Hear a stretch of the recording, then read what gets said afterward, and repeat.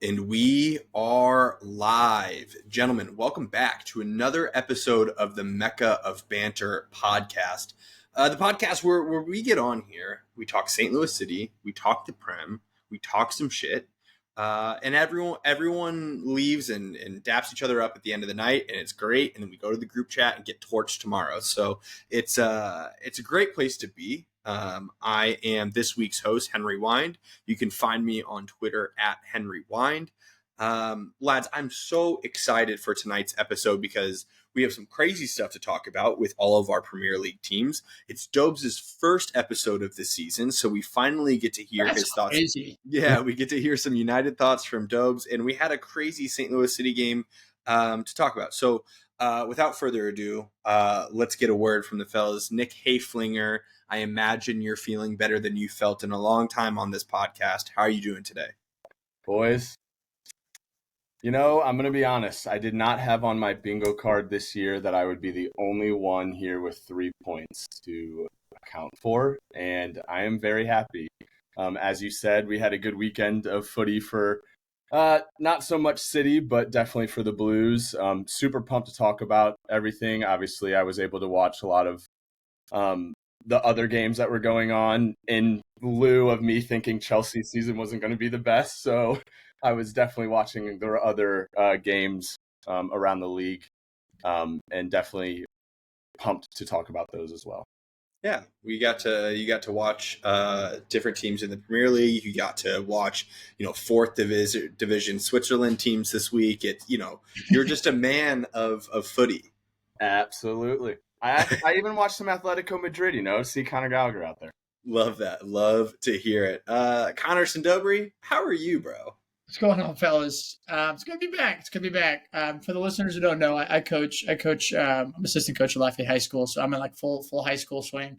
It's actually kind of funny, fellas, because some of the new guys who don't know me yet were like, how much do you watch soccer, etc. And I was like, guys, just so you know, today when I was supposed to be working, I was watching drills that we were going to do tonight for 4 hours. And then I'm training you. And then after this, I'm going to go talk soccer for an hour and a half with my friends. So you tell me how much soccer I watch. It was one of those things. It's good to be back, fellas. Obviously, the Prem's back in full swing. We missed it all summer.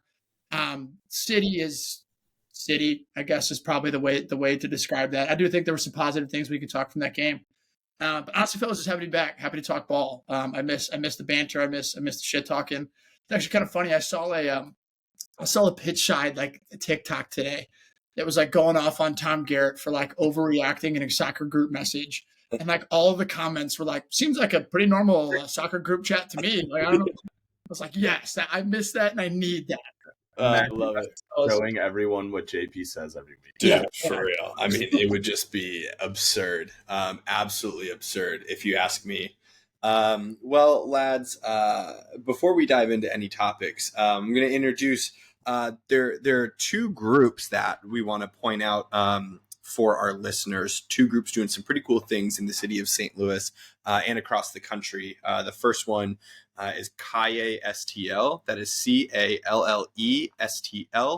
A really cool clothing brand that's actually based out of Salt Lake City, but they're for the game. The brand is made by footy players. 10% of all proceeds go back to an organization called Free the Game. And Free the Game's mission, they're a nonprofit. The mission is to make soccer more accessible in America, where the pay-to-play structure runs ragged in America.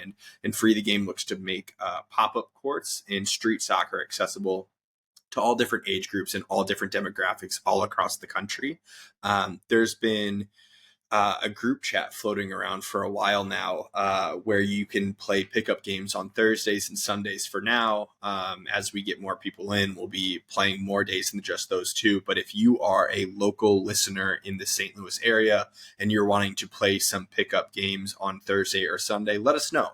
Slide into the DMs. We'll happily invite you to the group chat. There's a lot of us in the Mecca that have attended some of those games. And who knows, maybe you'll get to talk shit to us on the field or on the court while you're talking shit to us about our takes on this podcast. So just want to shout out Kai STL and Free the Game real quick.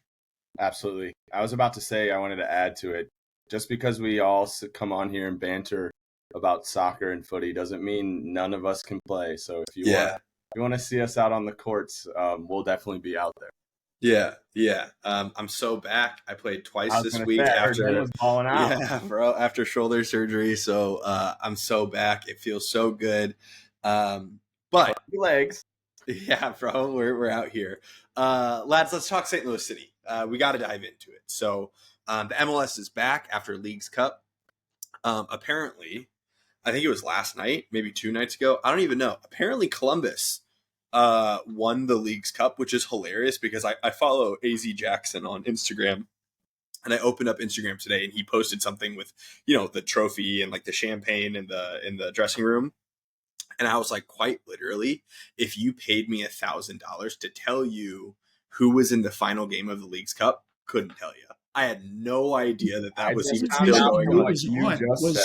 I saw the Instagram picture of like the game being broadcast in Times Square, and I saw that 2 days after the game. It was like that was the reason I knew it happened. It was insane. But we're back in the MLS after what was the Leagues Cup break.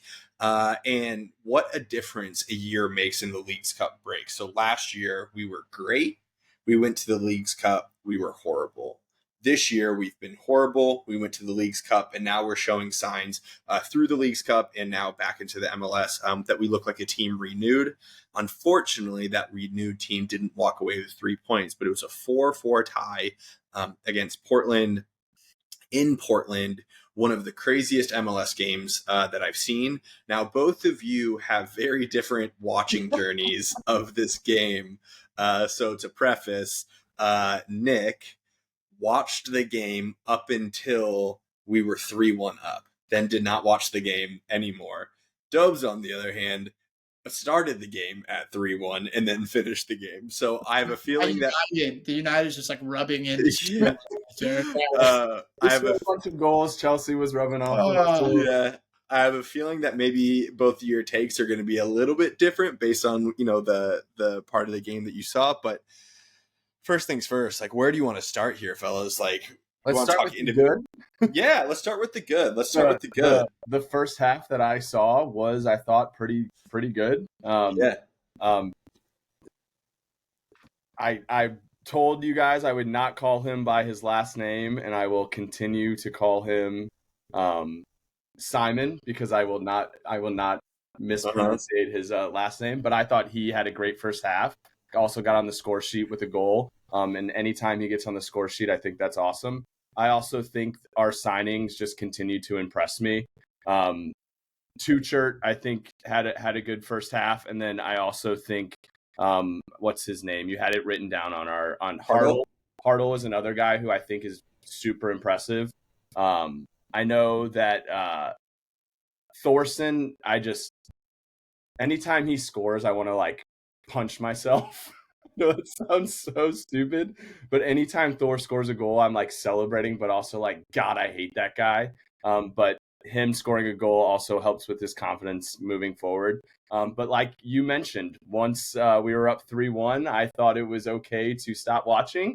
So I proceeded to leave the restaurant that we were at and did not check my phone for the rest of the night. So the rest of the game, I couldn't really tell you what happened. Obviously, we could not hold the lead, and it also looks like they got a red card. So I missed a little bit of probably seasons. Yeah, super weird. But starting with the positive, Simon Becher was great, man.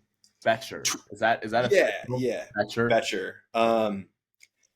Twitter is such a funny place because I think this is not just only for our fan group. I mean, if you're tapped into any fan group across the world, you get, opposing views. But the St. Louis fan base is so interesting because people could do literally anything, and people will find an excuse to hate on someone, or they'll find an excuse to love someone. So in this game, we saw Becher taking it to Portland right off the bat, scores a goal within the first 10 minutes of the game, immediately points to his ears, asking the Portland crowd to cheer louder because he couldn't hear them. And then all throughout the game, he's drawing fouls. He's kind of like that master of the dark arts, but he's just a dog. He's putting in such great shifts. And now I'm seeing the Twitter discourse of, he's a diver and he's a diva. I'm like, brother, this is what he's been doing for 7 games now. Like, he's the man. He's so good.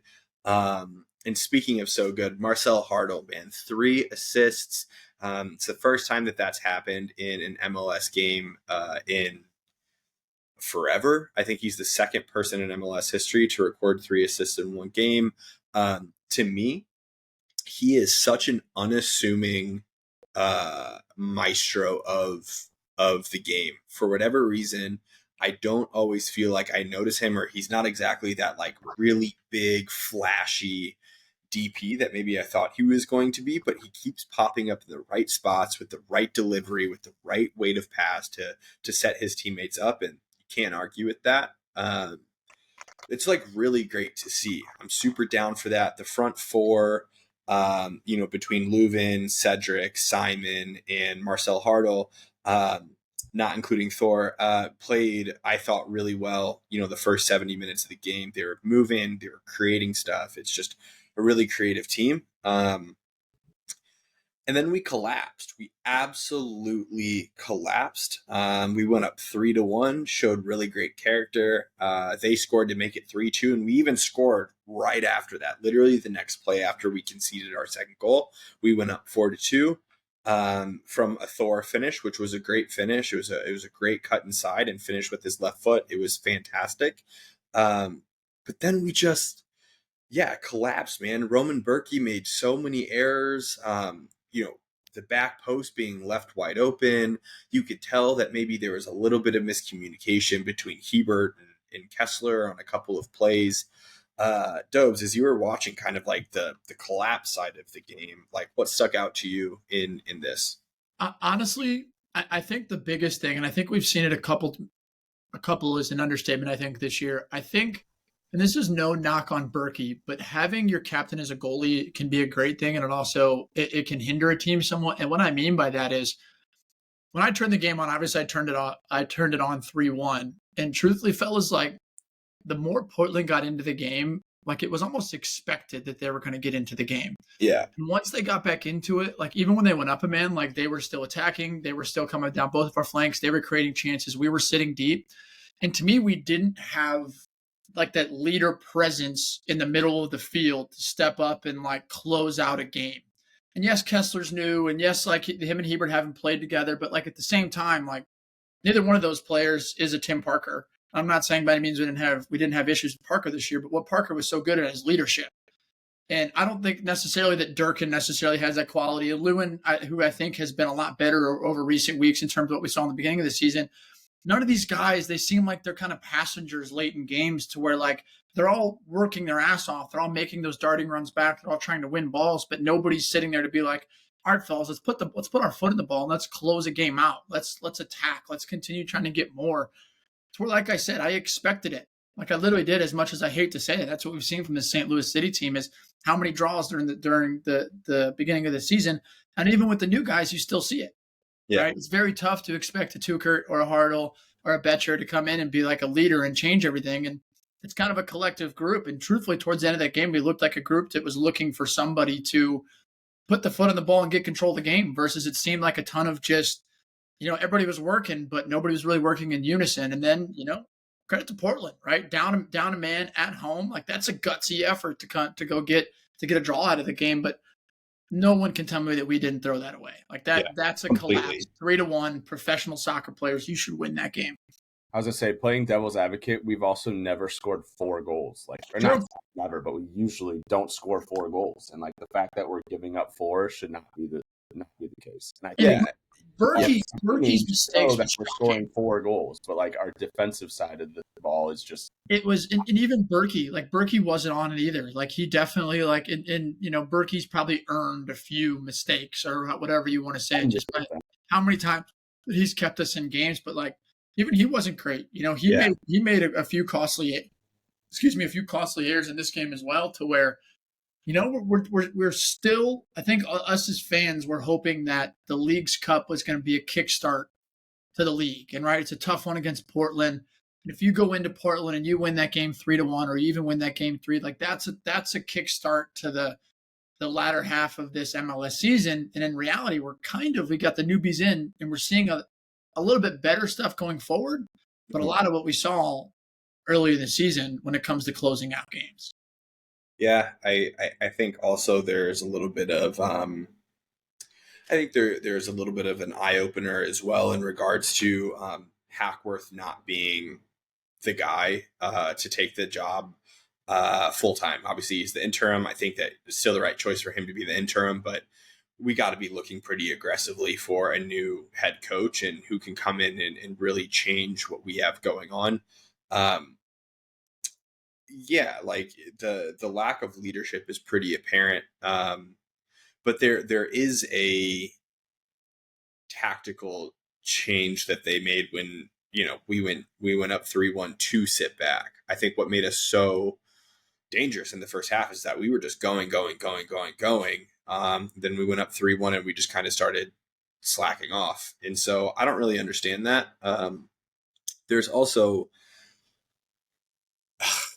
I hate saying it, but like we got to start seeing more out of Vasilov as well. He's coming on the field, and he is the first sub off the bench for the front four, and he drops the level so much, which is sad to see. Like obviously at the beginning of the season he was playing well, he was bringing a lot of It's energy, but so surprising to me too. Like it's yeah, very surprising. it's a huge drop off. And like for me at this point, like I really wish there was a world where we could see um the exact same starting 11 that started this game, but you sub Thor for Kojima, because I think Kojima would thrive with more technically creative solid players. But whenever Kojima's coming on nowadays, it's in like the 82nd minute and he's the only attacking option. He's the only attacking threat. He can't combine with anyone because there's no one else up there. So, um, yeah, like it's just a tough watch. And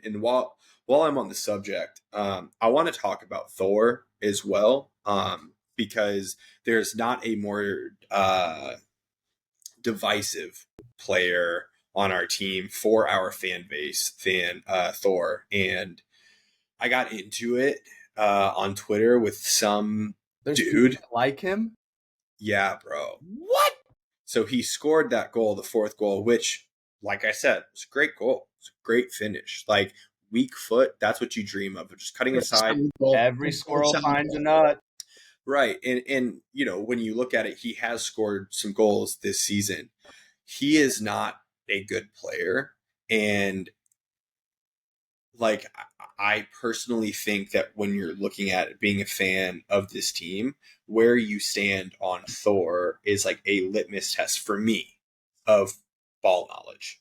Like, how much do you know about the How I game? felt about Timmy Parker, but keep going. Yeah, like how much do you know about the game? So, like, I know that there's not going to be a rebuttal on this podcast. There's no one on this podcast that's challenging this belief in any way. So, like, I get it. But if you're listening to this podcast right now and you feel that you can give me a genuine argument as to why he is a good player and he deserves his spot over anyone else, I'm all ears because I can't find it. He consistently makes the wrong decision on things. And yes, he scored a great goal. And at the same time, Fast scored a great goal, 3 games ago? And we just talked about how he's been consistently one of the most poor performers on the field. So I, Brother, gun to my head, give me Connor Sindobri. I'm not kidding. Like I'm dead. Like you guys laugh, but like I'm serious. Like I watch him play, and I see people that we play with pickups sometimes that are better than him. Like totally. I just, oh my word, it's just sometimes his decision making, and I'm telling you, I really do think sometimes someone, if you're on the field enough, you're gonna find a goal, and I think that's the case with him. Yeah, He'll of course find his spot every once in a while, but like, oh my word, I hate watching him play sometimes. Yeah, he needs to be replaced. And the thing is too is the one of the main arguments that people were making is like, if you think Thor's the problem and you don't think the defense is the problem, then you don't know. And I'm like, brother, two different things. Two different things. The defense is problem. Like we've been knowing that. Yeah, and you know what? Like, we'll see. I'm a big fan of Jay Reed's. I really am. I really like him. He has had some mental lapses over the last couple of weeks, and he's going to have to battle his spot out with Horn. We're going to see what goes on there. But Totland is our undisputed number one right back, but he has to clean some shit up. Like Our there, center backs is, I'll keep saying it, and we need a partnership that we can all trust in, and I don't think we've had that. I saw moments this last game. I felt like I saw moments of Hebert and Kessler being solid, but it just so happened that like we made like 3 defensive mistakes and they capitalized on all 3 of them. And so that's what happens. And this is not a new thing. Like you can go back to previous games throughout the season where we've genuinely made like 1 to 3 defensive mistakes, and those are the 1 to 3 mistakes that they capitalize on. And other than that, they played a really solid game. So I think dropping 2 points from this game is going to be largely disappointing. And to your point, Nick, we did score 4 goals. We created more chances than we've ever created this season. And there's at least something to be optimistic about. You guys want to know what's crazy about that? When you look at the game, Portland had 4.32 XG. We had 1.53. Yeah. XG isn't everything, but total shots, 32 for Portland, 12 on goal. 13 total shots for us, 6 on goal. Portland had 7 big chances. Yeah. So I think that's one of those to where it's like, and again, like this kind of goes to the Chelsea game where like Wolves' XG was higher than Chelsea's XG, but Chelsea won 6-2. Like, so the XG is not everything, but I more so mean like, when you look at kind of the flow of the game, we did score and we did have mental lapses. Portland could have had a few. Mm-hmm. I will say, Hen, I think, and this is, of course, you guys know my thoughts on Thor, but I will say, like in sort of like the front office / like Hackworth's defense, like he was never supposed to be a number 1 option ever. Like Alm healthy, Celio healthy, João Klaus healthy, João Klaus healthy. Like I don't think he's in this position, and I do think we're just sort of stuck watching him because truthfully, like think about it, like who Vasilev maybe, but he's been inconsistent. So right now we're kind of like battling between 2 guys who may not necessarily start fully healthy. So that's kind of just another problem that we have to deal with. But like Alm's back, halfway through September, who knows about João? But at that point, I think we're probably going to be too late in terms of being able to make a run at things, which I think is a shame. Yeah, huge shame. This upcoming Sunday, we take on a Marco Royce-led LA Galaxy, which will be interesting. Could have been. He balled. A goal and an assist in his debut. Not too shabby, but we'll see how that goes this weekend. I'm predicting a win. Let's go to the Premier League. We have so much to talk about. The first game we're going to talk about, and by we, I mean Dobes. Dobes is going to talk about the Manchester United last-minute loss to Brighton of a score of 2-1 Brighton. But Dobes, I want you not only to talk about the game, but I want you to talk about like United as a whole right now. Give like your thoughts because you haven't been on yet. Like the people want to know, Dobes. The people want to know. First off, with Brighton, at least for me, and it's just under Ten Hag as well. When I see Brighton on the schedule, like, and Nicky, you may not know this, but like Ten Hag's lost to Brighton 4 times.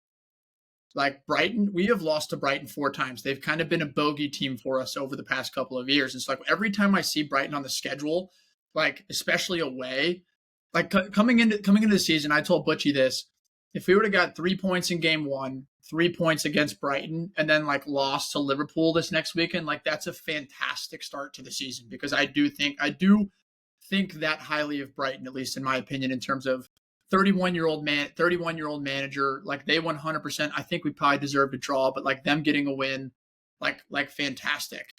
I think Brighton's doing this to a couple of teams this year. Like I don't think I agree. Like, but by no means, obviously, I'm upset at the way we lost the game.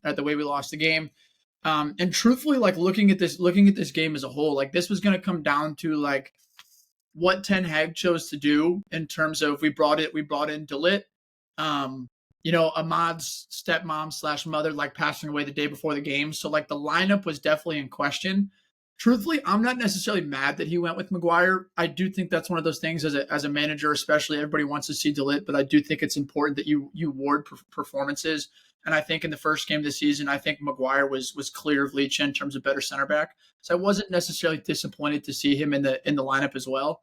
I do think I wanted to see Garnacho over Rashford. I just think that, and I do think this weekend against Liverpool, I doubt that we see Rashford start.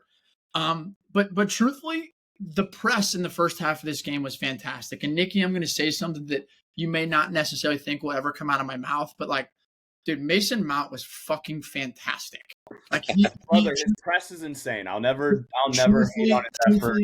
His fucking press. And he came off at halftime. I was originally frustrated with Ten Hag because he took him off, but he didn't take him off tactically. He took him off because he had some niggling with him, and he didn't want to take a breather. Mason Mount was fantastic, and you said it, Nikki. Him in the press is unbelievable. Like what he allows us to do. I don't think that the false nine is with him and Bruno is going to be how we're going to win games, but I do think that's an option for us. That when we play teams like Brighton who like to keep possession, they almost had nothing in the first half. We made it extremely difficult on them to play. Mount was so good in the pressing. Mount was okay in the first game. His press was fantastic, but he was okay on the half turn. This game, he was a ton better on the half turn. He was a ton better in possession in terms of linking up forward. And truthfully, I don't want to say we go on to win the game, but I do think that we dominate a little bit more in the second half if Mount stays in that game and we keep that press going. Because Xerxes came on and we tried to play a little bit of a different way. Ended up getting ourselves back in the game with the beautiful Ahmad goal. And then truthfully, you kind of have to credit Brighton on getting that goal at the end of the game. I'm not exactly as mad as Brighton, and also like awful defending. Awful defending, but like, oh my word! And my whole thing with this game is truthfully, I'm not necessarily upset in terms of when it comes. Obviously, I'm upset. We needed 3 points. We're going into Liverpool, another tough game at home. But I'm starting to see building blocks of things that we didn't see last year. For example, over the first two games, Manchester City's expected goal is 4.1. Man United's is 3.9. We've missed the most big chances over the first 3 games, counting the Community Shield of anybody in the league. So like we're creating opportunities. We're not conceding a ton of good chances. The first goal could have been prevented by Maguire. The second goal should always be prevented. So like there's some things that are building. And I do think that, Casemiro's got a good 60 minutes in him and then his legs die. And, so the lineup that we're seeing in these first 2 games is by no means the lineup that I think is that we're going to end the season with. So obviously disappointed to not necessarily come out of this game with at least a tie, but definitely 3 points because I think we had enough chances to win the game. But by no means am I doom and gloom. I do think that Ten Hag needs to make some better decisions, and I'll be pretty critical on him this year because we did everything we could to back him in the summer. So he's going to be critical with me. But my outlook on Man United in terms of going into this season, even after these 2 games, is I'm high on us. Not that I think we're going to win the league. I do think we can fight for top 4 potentially if we get Ugarte. But also, truthfully, like you guys have heard me summer after summer after summer be like, we have to get rid of the dead wood. And we're still not done with that. Greenwood's left, Wan-Bissaka's left, Kumbala's left, Alvaro's left, Fish is left, Donny's left, Mabry's left, Martial's left, Varane's left. And then we can talk about Scotty if you want to talk about Scotty. But it's just a thing to where, before I get into Scotty, it's just Ineos is making all the right steps. Like we're doing all of the right things. We're bringing in all of the right pieces. And I do think when we get Ugarte, because that's gonna happen, and maybe a left back or one more midfielder, like I think that we have a serious roster to be able to go compete and play against some good teams. I don't think that means we close the gap on Arsenal and City, but I do think that this is probably the best summer we've had in probably the last decade if we get that done. I'll end with Scotty. Before you go to Scotty, Rashford doesn't start again, right? After that, Garnacho has that starting spot now, right? We're gonna learn a ton about what kind of manager Ten Hag is here soon, because I think what he needs to do, and truthfully, he needs to play who earns to play. Yeah. And I think that Alejandro Garnacho is without a doubt our best winger when it comes to out and out winger. I think it's very tough, even though Ahmad didn't have a great first half against Brighton. He came out and played better in the second half. I think Ahmad deserves to play as well. Yep.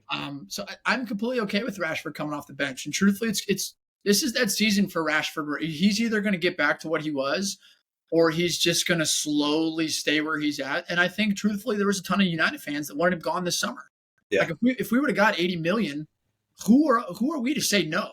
Like who are we to say no to that? Especially, yes, he's a Manc born and bred, but like, who are we to say no to that? So yeah, I do think this weekend it needs to be Garnacho and Ahmad. Like I think it has. I think it has to be. Scotty hurts, fellas. Scotty hurts really, really bad. I think For when you those just listeners that don't fully understand this, Connerson Dobry is Scott McTominay's twin. They like, for those who don't watch YouTube, like they look identical. Not only do they look identical, they kind of play similar. I don't know we have similar styles. a bit or a disservice to you, Dobes. And truthfully, I think when you look at this last decade as a United fan, first off, United with Matt Busby, they're built on youth. Like that's just how we are built. The pictures of Scott McTominay when he's like 7 years old, sitting with Sir Alex Ferguson, arm around his shoulder, and then to recognize that he's gone on to make over 250 club appearances, scored big goal after big goal in big moments. Not only that, he's not a crazy haircut guy. He's not a I'm going to cause drama guy. He's a I'm going to show up. And one of the few guys I think over the last 10 years who actually understands what it means to play for the shirt. And that's why to me it hurts so bad. I do know that, you look at ruthlessness, you look at, Roy Keane and Sir Alex Ferguson still haven't spoken to this day. Like they do not speak. So when you look and it comes to tough decisions, I do think that this is a tough decision that United has to make now in order to get Ugarte. And if we want to take steps forward, it's what we have to do, but it doesn't make it hurt any less. Just because he's one of those guys, as much as he just drove me fucking nuts, the one thing is you could never question his commitment to the badge and his commitment to the club. So that's one of those. I think you saw legends even today. Rio was like, why would you sell him for 30 million? How many goals did he come in and score in the second half? It's just like he needs to go, but it still fucking sucks. Like I love the guy. I want him to do so well in Napoli. I want him to continue balling out. And truthfully, I'm thankful for the professionalism and stuff that he showed. He's one of those guys that he's like your kid when he moves on. You're proud to say that he was your kid, if that makes sense. That's a really good way of saying it. Best of luck to Scott McTominay at Napoli. We'll be cheering from afar, but good riddance. We do take on Liverpool, as you mentioned, Sunday, 10 a.m. kickoff, which will be super fun. So if you're in the St. Louis area, you have the Sunday kickoff at 10 a.m., and then you go to the 1:45 kickoff for St. Louis City against LA. So it's about to be a Sunday fun day this weekend. And no comments on the game, nothing? No, Dopes was great. Okay. That was awesome. No, that was perfect. I want to be mindful for the listeners that it's very easy for it to be the United corner on this pod with 2 against 1. But there's nothing else that I feel like I need to say. The offsides rule is fucking stupid. Offsides rule. Oh my god, I forgot that was that rule. I get it, and I understand it's the rule. Doesn't make it any less dumb. I feel like that was a common sense one. That was so fucking funny though. Oh my it's just one of those Xerxes was committed. Like he committed, and then I also think that Bruno's pass could have been a little better, but fuck. Yeah, so, I forgot that's how. Yeah, I forgot about it too. It also bothered me because the ball was going in regardless. Garnacho slotted it into the far corner. I have Garnacho in fantasy. He missed the sitter last week, and shit today. And he should have had an assist too. Yeah, crazy shit, bro. Nikki, let's talk Chelsea, man. 6-2 win over this place is shit. Wolverhampton Wolves from Madueke on the private story there. Take a bow, Nikki. I feel like we've waited a long time before I've been able to say, Nick, this is your victory lap. Talk about it. It's been rough. It's funny, it's obvious when your girlfriend makes a comment on it. To be fair, Chelsea won 6-2 and Lando Norris won a Grand Prix. So shout out to him as well. That's just a great morning. And I walked into the room and she's like, did Chelsea win? I'm like, yeah. She's like, you just seem super happy. And I'm like, I am. We actually look pretty well. You're missing a Pogba screamer and a Steph Curry no-look 3 from a complete wet dream. Yeah, I don't know how I would function if that happened. Yeah. But to be fair, I will admit, I think it was a tale of two halves. The first half, I definitely saw signs of us being very good and especially moving forward in our offensive third. The first few we minutes, you guys were flying. I know, that's what I'm saying. We were creating a lot. We then showed signs of how shit our defense has been over the last year, which giving up a goal to them that brought them back, and then we score, and then they immediately score again to tie it going into halftime. I wasn't super excited about the performance going into halftime. Obviously, I saw spurts. I was pumped with some of the performances.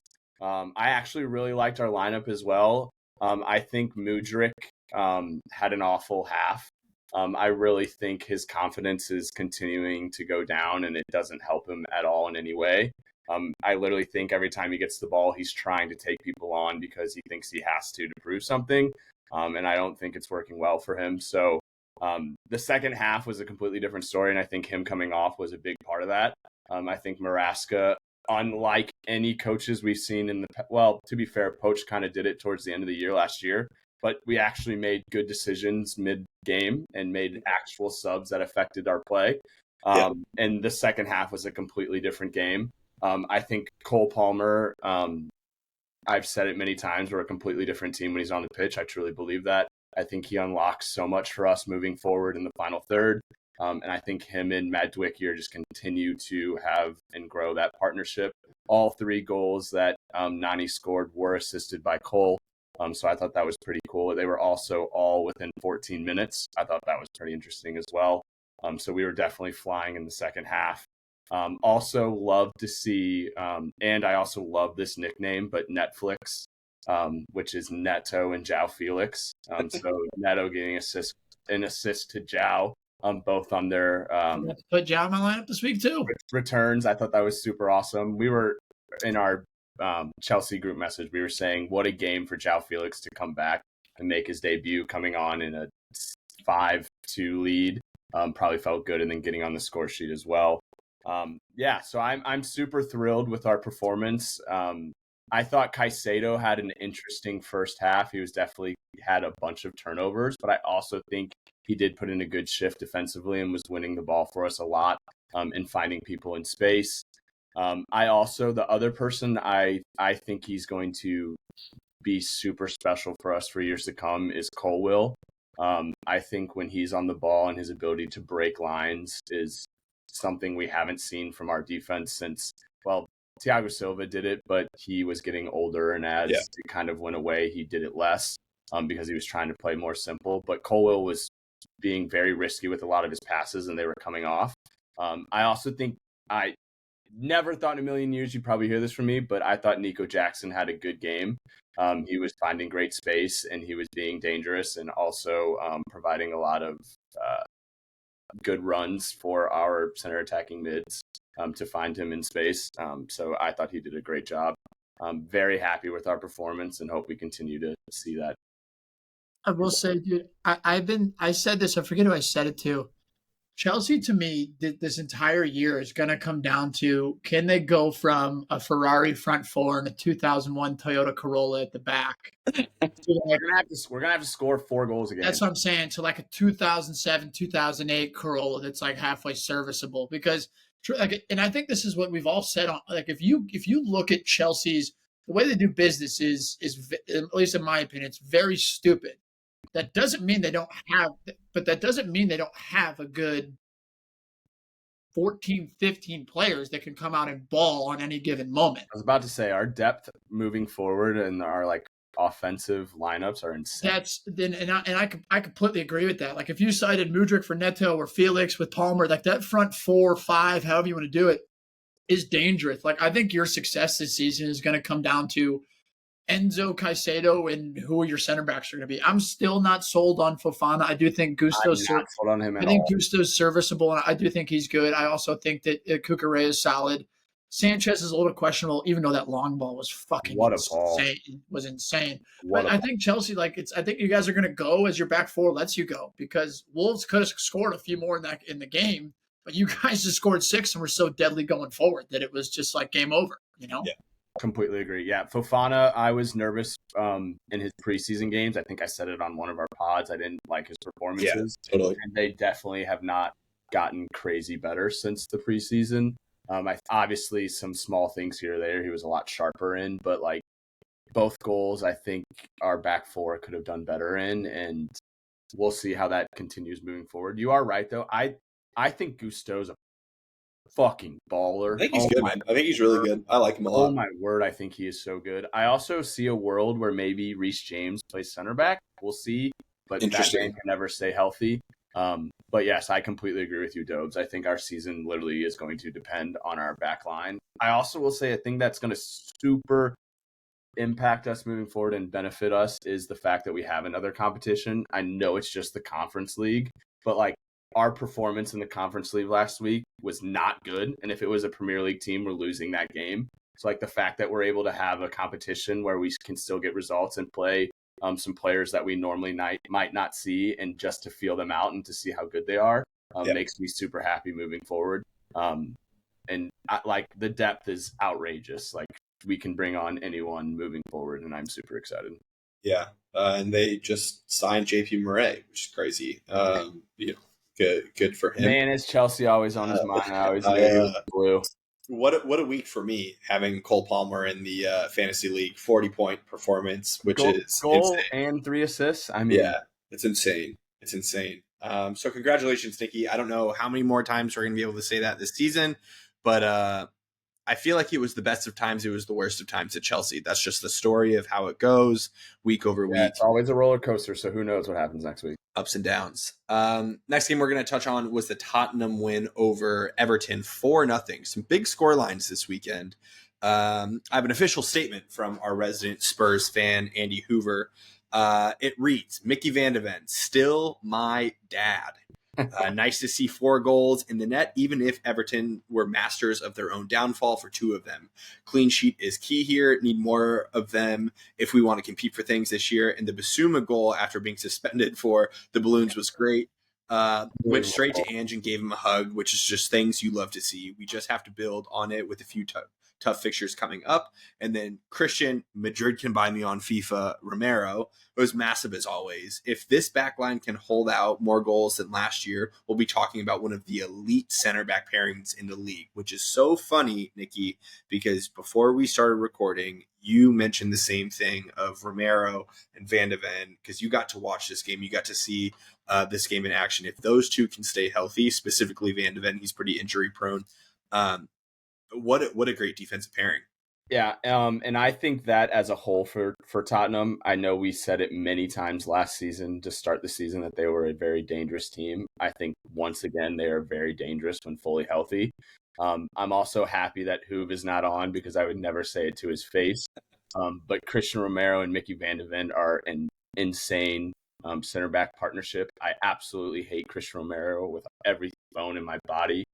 But man, does he put in a shift for you at center back.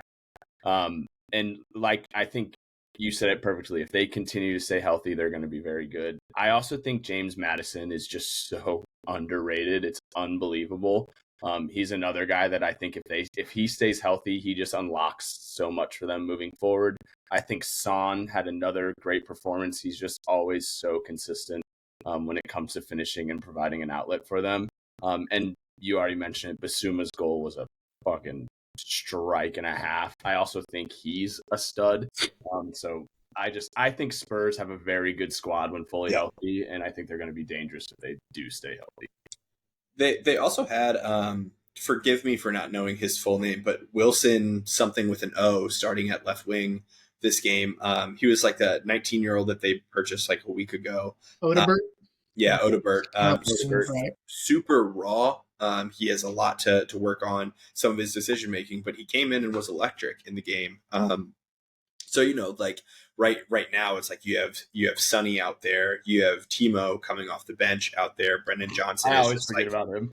Yeah, Brendan Johnson's a track star. You have Kulishevsky, who's like a little bit more silky, but then Wilson can be this great depth piece that can come in and play better minutes than like a Brian Hill ever did for Spurs.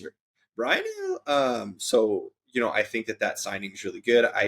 I'll be very curious to see Solanke get a run of games. He wasn't injured in 3 years, and then of course, like the second game back for Tottenham, he has to miss through an injury. But really, really good showing for them. That they have to be feeling great about themselves. On the flip side, and when I had to do a bunch of predictions and shit for my pick'em league, and one of them I put Everton. Like I put Everton as going down. I mean, like I just think Oh, that like to get relegated? get relegated. Like I think this team losing Onana, Branthwaite's out. Like I just think that like Sean Dyche is gonna have to. It's gonna have to be a Dyche year where he's like they're gonna have to.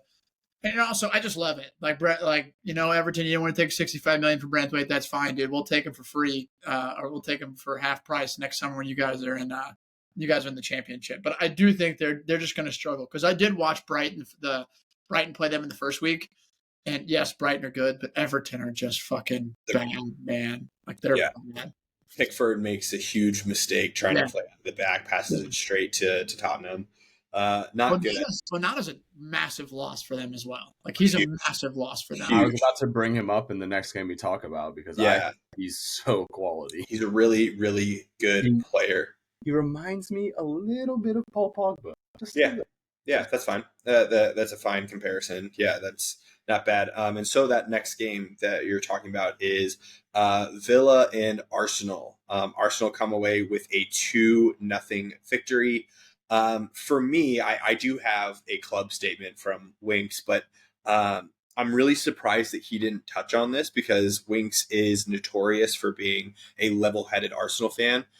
Morgan Rogers in midfield for Aston Villa. Best player on the field. He's the best player on the field by a mile. By a mile, bro. Made Partey look like a little bitch. He was so awesome. I have to imagine that his stock rose by at least 20 million in that one game alone. He's going to be a player to watch this season. He was great picking up the ball deep. He kind of like had that like freedom of playing, of just taking people on and making the defender make a choice when sometimes Arsenal's defense, like their best characteristic is like baiting the forward into making a bad choice.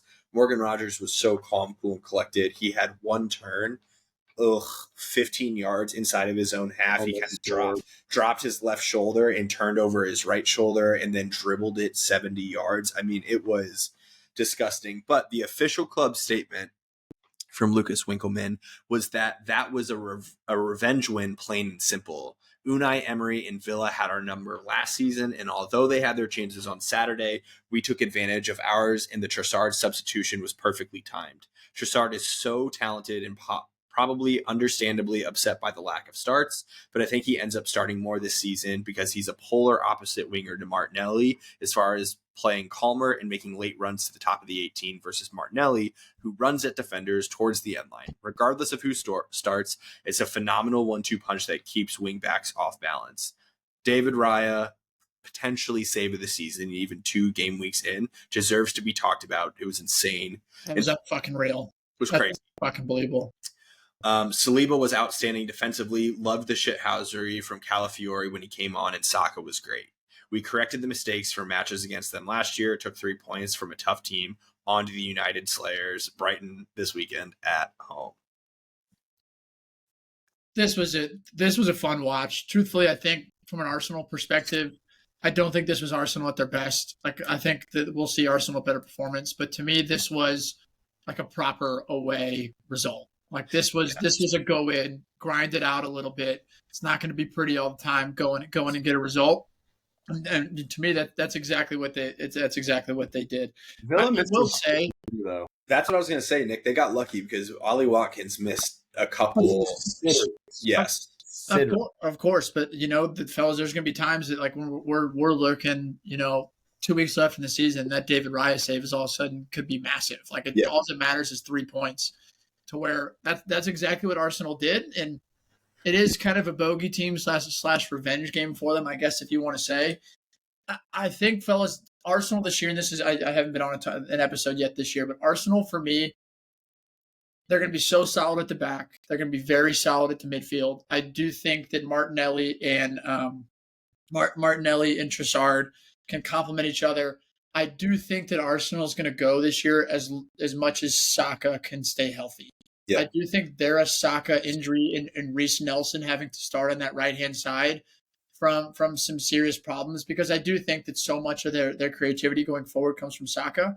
And even Kai didn't necessarily have that great of a game, but he still has an impact. I just think that if we're talking about going on to win a league, this is a great result for Arsenal. But I think we're talking about going on to win a league. And when you're talking about front four, City has more depth still. I think that may come back and hurt Arsenal, especially playing in the Champions League. I feel like I can't hate on a decent result against a very, very good Villa team away. Like that's a great win. I could just be banter now, but I kind of disagree. I think Odegaard's who runs that team.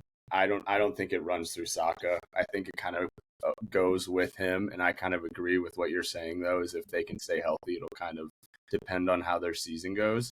I think Trossard needs to start. Like, I don't understand why he's not. And I think if Saka were to get hurt, that Trossard could play right just as good as Saka could, in my opinion. I know that could be banter, and we could have a whole argument about that. But I truly think Odegaard is so freaking good, and I think it kind of runs through him. The ball that he played Saka to put him in to play the ball across was a world-class ball. And I think if he stays healthy, they'll be dangerous. Because I think now he has that midfield to back him, where he didn't really have it as much. Now he has Declan and Partey sitting back for him. I think he can do a lot. But you have to keep in mind, Partey is also super injury prone. He hasn't gone through a season. He was good. Yeah, he was good, man. But the debate has never been if he's good. Like, he's always been a good player. The debate is, can he stay healthy and can he stay out of jail? Like, those are the two debates that happen at Thomas Partey. But I think the difference now is you have a healthy Timber and you have a healthy Marino that's coming in to where he can play once every third game if you need him to. I can't imagine you're an Arsenal fan right now and not begging for another right winger. Like, begging for another right winger. I mean, fucking A, maybe even a striker. Like, the ideal situation is that you would find a winger who's comfortable playing striker, or a striker that's comfortable playing winger, and they can, fill two positions with one person. But I agree with you, Dobes, of Saka staying healthy is going to be the key to it. And no doubt, Hafey, you're right as well. If Odegaard goes down or Saka goes down, that's two of the most influential players on your team. Doesn't matter who it is. It's like you lose one of your most influential. We all have those guys. It's Palmer for you. It's Bruno for us. Like, we're all 1 to 2 injuries away. But the difference with Arsenal is that that could be the difference of losing a title. Yeah, it's a title. So we'll see how they do. I also was surprised Wings didn't call out Timber. I thought Timber was great. What an upgrade from Zinchenko from the first game. Timber's great on both sides of the ball. Like, he's a one-on-one defender. He can go into midfield to play that inverted role. Calm, cool, and collected. What a signing he is. I think they're one or two pieces away, man. I couldn't agree with you more. I thought Timber played so well. It made me question why they brought Calafiori in. I guess he is completely a depth guy. I mean, unless he wants to start over Timber or one of the center backs or Ben White. I don't know. We'll see how that plays out, but I thought Timber had a great game. I was listening to, I heard a take on TikTok. I don't remember who made it, but yeah, I was reading an article in the BBC in the Wall Street Journal. They said something to the extent of Arsenal's transfer strategy is a little bit different than the majority of other teams right now, where a lot of the teams are going after young talent and hoping that they pan out. Chelsea's a great example of that. United as well. You buy these young players and hope that they become good. Lenny Yoro for 60 million. You hope that he turns into a world-class player, but you just don't know. Whereas Arsenal are going after some guys like Timber or Calafiori or Marino or Havertz, where they're ready to play now. They're ready to challenge for that starting spot now. Not saying that all four of them are going to get into the starting lineup every single season or every single game. Excuse me, David Raya the same way, but their strategy is just a little bit different. And so I just think that they need one or two more pieces, and if they can get it done in the next 5 days, you're really bolstering your squad. What's kind of crazy about them is, I don't know if you guys have looked at it, but I see Griff every day now. Sim and I are talking about it, but their stretch is Villa, Brighton, at Tottenham, at Man City. Wow. So On the flip side of that, you got to think about last year where it was like you're going to the Etihad in what was it, May? Yeah. Like flip side of this now, they're getting Spurs away and City away in the first month of the season to where like you get decent results that can like, bode well for you on the back end of the season. But at the same time, like those are some for a team that can't afford to drop points in order to stay with City, going Villa, Brighton, Tottenham, City. Like we're gonna learn a lot about Arsenal really quickly right here. Juicy. I guess it's like a great time to touch on it. We don't have to talk about it at all, but City scoring, 3 goals against Ipswich in the matter of like 8 minutes after they went down 1-0 was insane. Them bringing in Gundo for free. Gross. Their captain is just like insane. Friend of the pod, Dylan Lee, is like a diehard Barcelona fan, and like I saw that and was like, what the fuck, bro? That is such bad management of a team. But lastly, we have a Liverpool 2-0 result over Brentford. We don't have to touch on this at all. Push isn't here to defend himself, but Nicky has a thought. Only thing I wanted to say on this is, boy, are they such a different team when Nunez is not on the fucking pitch. Like, I think it's literally night and day. Like, their counterattack is so much more dangerous when he's not on the pitch. Jota and Luiz or Diaz, sorry, not Luis, Diaz, I think are just very dangerous moving forward and levels above Nunez. Liverpool's an interesting one. Like when you just kind of look at the team they are, they're exactly the same as they were last year, but healthy. Yeah. And honestly, like the way that Arnie played in the Eredivisie to the way that he wants to play now, it kind of is like a perfect transition from Klopp to him. I will say just in terms of like looking at Liverpool as a whole, I think they're kind of in the same boat as Arsenal for me, where I do think that they've quite literally done zero business. Like they haven't signed I think they just signed a backup goalie, was the only signing they've made this entire summer. And I think that they're going to end up probably being 1 or 2 signings away from still competing to actually, I think that Liverpool should end up firmly in the top 4, but I don't think that they have the depth that Arsenal and City necessarily does yet. But truthfully, I've been impressed with what I've seen from Liverpool so far. So Yeah, I mean, all of their players are great players. Yeah. That's the thing. Like, they just are. They have all played with each other for multiple years. Like, they're a good team. In the back line is also always so. Like, it's not exactly the worst person to have leading your team. I was gonna say, I was thinking about it. I was like, the last game we were watching, like when he was passing the ball between the back lines, I was like, imagine having a center back that's just so consistent that you just never have to worry about it. Like we don't even talk about him week in and week out because he just always does a great job. Their thing is can Konate stay healthy? Like if he stays healthy, I think that's a very solid back 4. I do think there's a drop off from Kwanzaa to Joe Gomez from those two together. That's another one. Like if they stay healthy, like you will see them towards the top of the table for. I like Bradley a lot too. Yeah, well, I mean they have sort of some fill-ins on both sides. I do think the center backs is where I just don't think Butch is kind of high on Kwanzaa, I think, but I don't think he's that. He's just so young. Like he's so young. Yeah. Like very rarely do you see that young of a center back be super successful in a world beater. But they did sign a goalkeeper today. He's going to stay on loan with his current club until the 2025 season, which makes me wonder what's going on with Allison. I don't know, but that's the one signing they've made, which is really fascinating. Before we end, gentlemen, I want to hit you with 2 different questions. So not exactly a fact or cat, but 2 different questions. So, Nick, I'm going to start with you. We have 5 days left of the transfer window before it closes until January. Does Chelsea do any more outgoings of your top players, specifically thinking Chilwell, Sterling, anyone else? But those are the 2 top ones.